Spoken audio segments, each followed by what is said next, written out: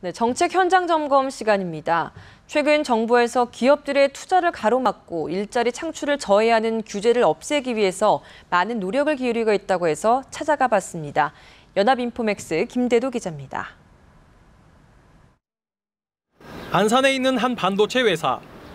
LED 반도체를 전문으로 생산하는 이곳은 규제에 묶여 생산의 전반 공정을 담당하는 곳과 후반 공정을 맡은 공장을 서로 연결하지 못해 차로 물건을 이동해야 하는 등 비효율적인 문제를 안고 있었다고 합니다.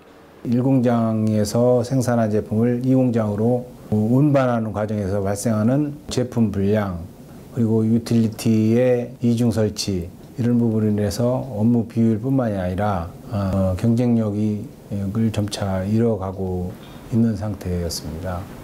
이곳은 LED 패키지를 제조하는 공장입니다. 야산 건너편 공장에서 생산한 LED 칩을 이곳으로 운반해야 한다고 합니다.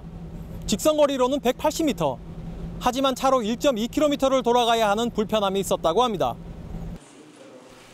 정부는 이러한 문제를 인식해 규제개혁 장관회의 이후 이곳의 문제에 집중했고 특히 민간합동 규제개선 추진단의 적극적인 노력으로 지난 4월 규제가 개선돼 연결통로 공사에 착공할 수 있게 됐다고 합니다.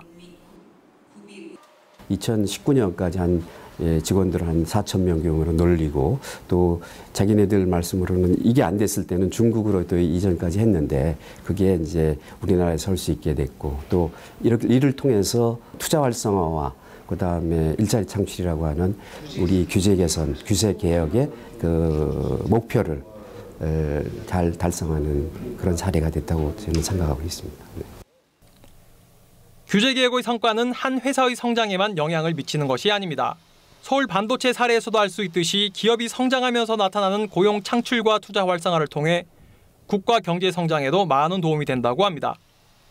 규제 개혁을 잘 할 경우 잠재 성장률을, 경제 성장률을 0.5%에서 1%까지도 높이고 일자리를 30만 개 이상 창출할 수 있다는 결과도 있습니다. 미국, 영국, 중국, 일본 등이 규제 개혁에 발벗고 나서는 것도 이런 이유입니다. 정부는 민간합동 규제개선 추진단 외에도 규제개혁 신문고, 경제기호팀 등 다양한 창구를 통해 규제를 개선해 나가고 있습니다. 하지만 규제가 개선된 이후의 사후 점검도 철저히 해야 한다고 전문가들은 말합니다. 규제가 신설 강화됐을 때 국민 경제와 기업에 미치는 영향에 대해서 사후적으로 분석하도록 되어 있습니다.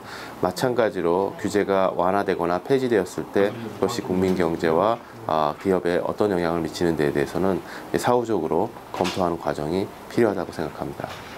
바르고 빠른 규제 개혁을 통해 국민 불편을 해소하고 기업 부담을 줄여나가 꺼져가고 있는 대한민국의 성장 엔진을 복원할 수 있기를 기대해봅니다.